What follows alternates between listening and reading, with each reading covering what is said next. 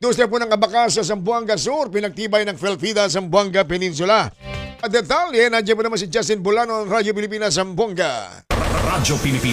Radyo Pilipinas Report. Pinagtibay ng Philippine Fiber Industry Development Authority of Felfida Regional Office 9 na industriya ng abaka sa pamamagitan ng inuludsan na 20 hektaryang abaka plantation sa ilalim ng Coconut Areas Project at isinagawang pagsasanay hinggil sa good agricultural practices sa bayan ng Suminot sa Zamboanga del Sur. Layunin ng proyekto na pataasin ang productivity at ang profitability ng mga niyugan sa pamamagitan ng pagtatanim ng abaka habang pinapaunlad ang socio-ekonomikong kapakanan ng mga magsasaka. Kasabay ito ng ipinapatayong abaka processing center sa bayan ng Josefina sa Zamboanga del Sur na inaasahang magiging operational nitong taon at magsisilbing suporta para sa mga abaka grow at processor sa lalawigan. Namahagi rin ang mga kawani ng Felfida 9 ng mga mahalagang technical na gabay at best practices para sa mga benepisyaryong magsasaka upang suportahan ng pagtatayo at pamamahala ng nasabing sakahan ng abaka. Para sa Bagong Pilipinas, Justin Bulanon, Radyo Pilipinas, Radyo Publiko, Zamboanga.